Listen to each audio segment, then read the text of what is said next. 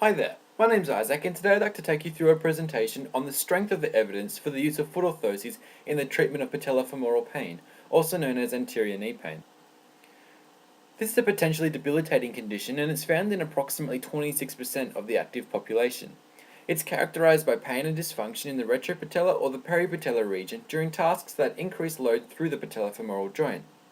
Now, if you think about it, this loading through the joint is common in many tasks of daily living, including climbing and descending stairs, squatting and kneeling, prolonged walking, running, or even sitting for prolonged periods can bring about this pain.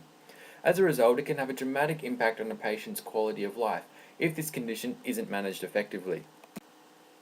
As future physiotherapists, it's an unfortunate fact that conditions such as knee pain cannot be solved like a simple equation, shown in the cartoon here. There simply just isn't one answer, unlike solving for X. In the same way, patellofemoral knee pain isn't caused by one factor either.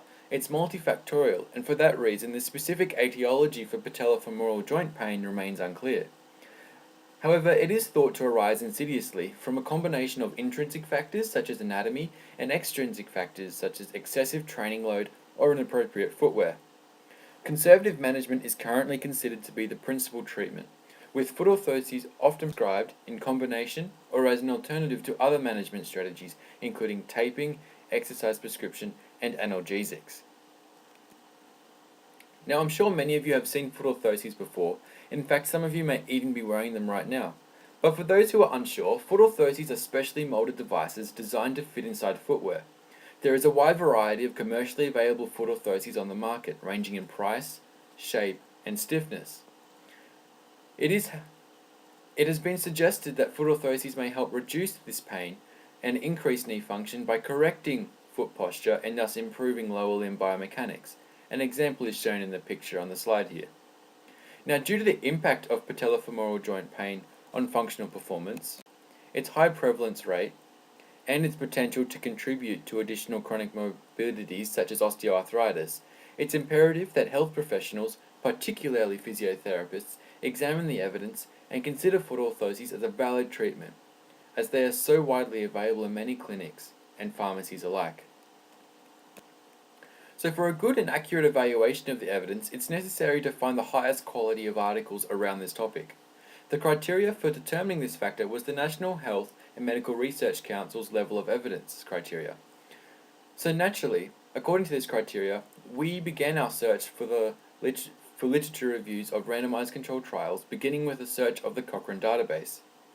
After finding only one review within the last 4 years, the search then extended to Pedro and then Google Scholar.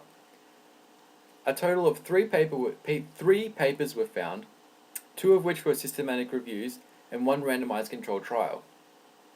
The paper that was evaluated the first paper that we evaluated was the Cochrane review conducted by Hussain in 2011. The aim of this paper was to assess the effect of foot orthoses for managing patellofemoral pain in adults. The paper reviewed 2 randomized controlled trials with a total of 210 participants, all of which had been clinically diagnosed with patellofemoral pain. The paper looked at 3 research areas: orthoses versus insole, orthoses and physiotherapy versus insole, and orthoses versus physio alone.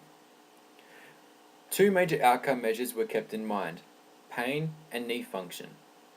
A significant result favoured orthoses after 6 weeks. However, at the conclusion of the trial of 52 weeks, no significant differences were recorded in any of the 3 key research areas that favoured the use of orthoses. As stated previously, according to the NHMRC levels of evidence, this systematic review of randomized controlled trials was the highest form of available evidence. And this is why. The review had a clearly defined research question, which led to an extensive search for relevant papers using strict inclusion and exclusion criteria. The methods for each of the included trials were evaluated for bias, and the results interpreted with appropriate applications for clinical practice. Strict protocols were implemented to reduce the risk of bias through the selection and review process. Despite the high quality of the paper, there were still a number of limitations that weakened its final conclusions. Firstly, due to the fact that of the strict inclusion and exclusion criteria, only 2 articles were examined.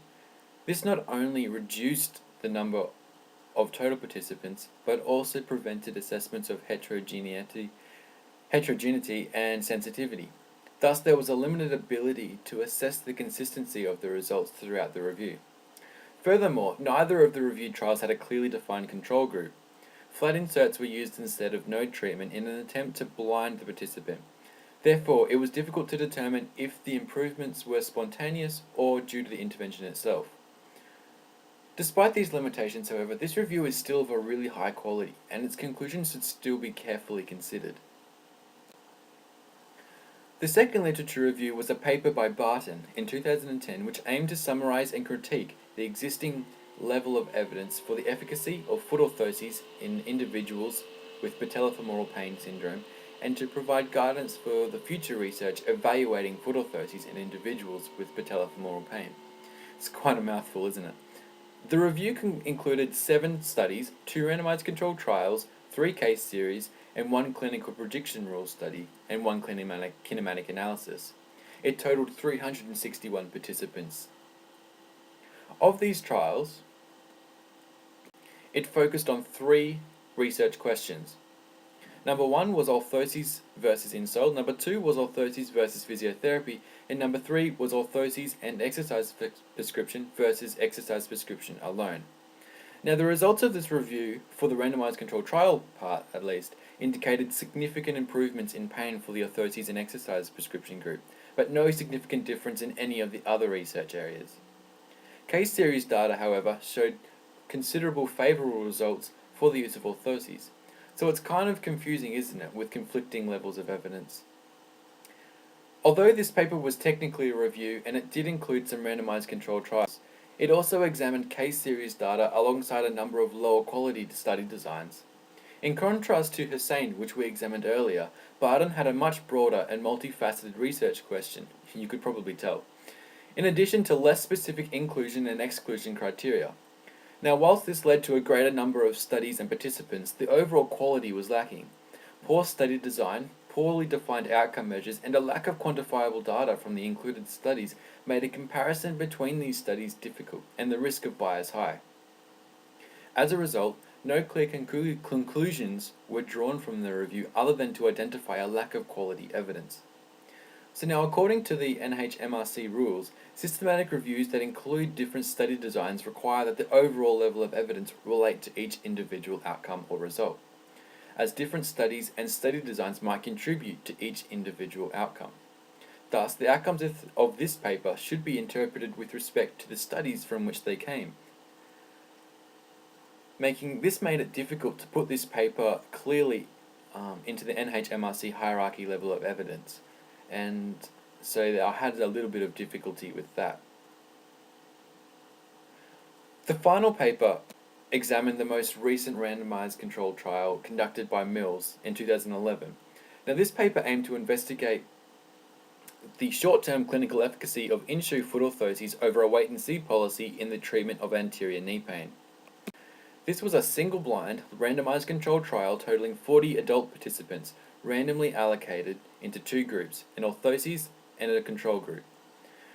The primary measure was the patient's self-perceived global improvement. However, secondary measures were also addressed, including pain and function. The results indicated significant difference in global improvement favouring the foot orthoses group, and a significant moderate effect in the favour of the foot orthoses was also present on the knee function assessment. However, no statistical differences was found between the groups in relation to pain after the 6-week period. So before interpreting the results, it's important to recognise that the trial is considered to be a level 2 on the NHMRC hierarchy of evidence.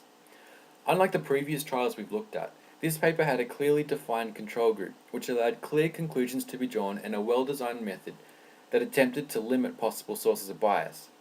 However, a combination of low participant numbers and the relatively short duration of the study when compared to other randomized controlled trials, this was 6 weeks as opposed to the other ones we've looked at, which were 52 weeks, lessened the clinical impact of the findings.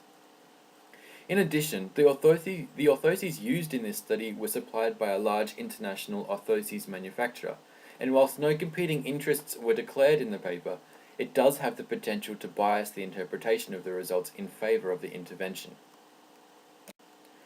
So having looked at all the evidence and evaluated the papers, where does that leave us now?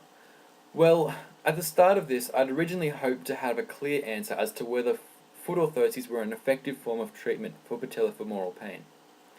Unfortunately, much of the evidence surrounding this topic seems to be conflicting. Certainly, it can't be ignored that the higher forms of evidence tend to indicate that orthoses have little impact over PFJ pain over the long term, yet there is still a little bit of evidence to suggest benefit over the short term. What is abundantly clear, however, is that there is a lack of high quality, well designed trials addressing this topic, and therefore no clear conclusions can be drawn just yet. Now, although I didn't get the answer I was looking for, this process, this evaluation of the papers, has taught me how to better recognize good quality evidence. Not to just take an article at face value, but to examine it in detail, to read the methods, and to interpret the results and form my own conclusions. I now feel confident in recognizing potential sources of bias and can recognize the clinical significance and the potential impact of a good quality article. In this respect, it's been a truly valuable experience, and I thank you for journeying through this process with me. Thank you again. And if you have any questions, my contact details are on the slide there.